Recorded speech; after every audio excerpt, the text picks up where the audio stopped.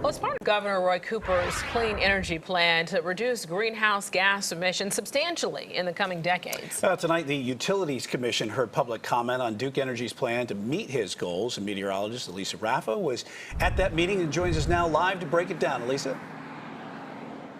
Yes, people were worried and alarmed about climate change at this meeting, and they were equally passionate to have their voices heard.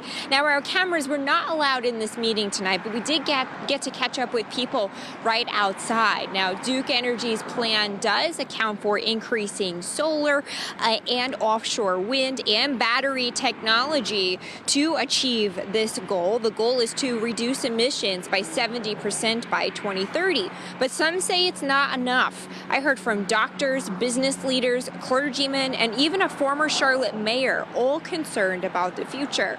John Gardner is a retired environmental scientist and engineer, and he calls himself a community liaison, helping to bridge the gap between science and skepticism. The concerns about the increases in fossil fuel that they're going to continue to use, the Duke is going to continue to use. That's a great concern of the environmental community. But I also understand Duke's position. They can't build enough renewables fast enough, in their view. And so we need to find that solution. I'm not optimistic. I'm hopeful. You know, we're all, it's a scary time. And these problems are real and they're big. Problems are real and big, but with that hope does come a lot of science. Now, Duke does have a research and development facility around Mount Holly that is working to see how new technology and innovation can help us achieve these goals of cleanliness and resiliency on the power grid. I got to take a tour. Let's take a look. A lot of multitasking, but also a lot of focus. Justin Huntley is one of the operators behind Duke Energy's Power Grid Control Center in Charlotte. As long as you got a strong team around you, which we do in here, it goes smoothly as it possibly can. That means he's your first line of defense when your power goes out in severe weather or extreme heat. We'll shift the power from that area to another area, just to try to get as many people back on as quickly as we can. Think of them as the eyes of the sky on the power grid, and they're watching everything and making sure that it's working reliably, but also that our crews are safe. Those eyes watch a large portion of the Tar Heel state, and new technology installed in the last 2 years makes a hectic day for Huntley a little easier. Duke Energy's Jeff Brooks compares this new self-automated, self-healing technology to the GPS in your car. If you are driving along and it says there's an outage ahead and you take a road to get around the outage and stay on your way, think of this as the GPS for the power grid, helping to identify outages and quickly reroute power to other lines to restore service faster. This rerouting can help restore power in less than a minute, reducing the number of customers impacted from an outage by as much as 75%.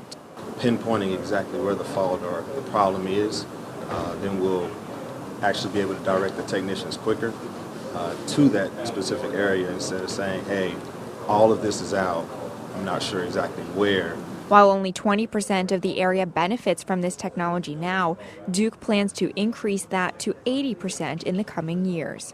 This is one of Duke Energy's newest power grid control centers, but 85% of the calls that come through here don't even need a technician to go out into the field because of this new self-healing, self-automation technology. That helps get the power on at your house in extreme weather faster, and it will be crucial as we get more solar and wind on the grid and more electric vehicles on the road. Power has always flowed in one direction, from the grid to your house. That green light means we are microgrid. But now it's becoming a two-way street from your roof to your chargers and back through the grid. This green box here just shows us that we are separate from the utility, and then these are all the little controls and things like that to keep us safe within our microgrid. Rodney James is an electrical engineer by training. He heads Duke Energy's Emerging Technologies R&D facility as Technology Development Manager. And then over here is our solar field. Right now it's coming out about 60 kW. His team tests grid efficiency and reliability by making them smaller, more independent islands. If we have what we call capacity events, so there's not there's not enough energy on the grid, or that demand is really high, we can actually use those customers to separate themselves from the grid so that we can supply energy to other places. This will help eliminate those widespread blockbuster blackouts, which is a need at the top of the list for customers at hospitals, universities, and even the military. The grid also becomes more reliable with more diversity in energy sources. These are our solar fields. We've got about 150 kW of solar, and then we have an inverter over here. So that converts the DC of the solar into AC, which is usable energy that goes into the microgrid.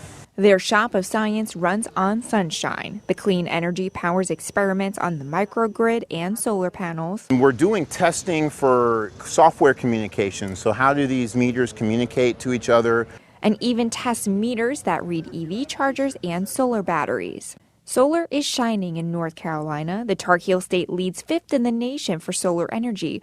But the sun doesn't shine 24/7. If we think about how solar produces, it's pretty intermittent sometimes. So we can actually use a battery to what we call firm up that solar to allow for a better grid impacts. Right now, most batteries, both on the grid and in EVs, are made of lithium ion. They have a special silicate that has to be mined for that. I believe that resource right now is in China. We're still looking for rare earth metals that take to construct these batteries. As cleaner cars ditch the gas, second life of EV batteries is being researched as a way to keep sustainability in check on the road and on the grid. We're looking at different chemistries of batteries that will allow for different capabilities, whether it be power or duration or energy storage. This solar battery on the Duke Energy microgrid will be a completely different material next year, so they can run those tests. This is not just science experiment stuff. These are things that actually end up on our grid that we actually use to help mitigate some of the impacts. Mitigation that will only help the state become cleaner, more efficient, and more advanced. Duke plans to reduce their emissions by 70% by 2030, achieving carbon neutrality by 2050. It's great to also just inform people around you about what technology, how that technology is going to enable the things that they do in their life, and also can help them move forward, especially when they look at things of either climate change or rates, or just understanding technology from solar, how that can how can they be a part of that implementation in their life. Now, a ruling by the North Carolina Utilities Commission is expected by the end of the year to finalize Duke Energy's carbon plan. For now, we're reporting live in Uptown. Meteorologist ELISA RAFFA, Queen City News. Lisa, thank you. And for a full breakdown of this latest report and for more from meteorologist ELISA RAFFA, you can visit our website at qcnews.com.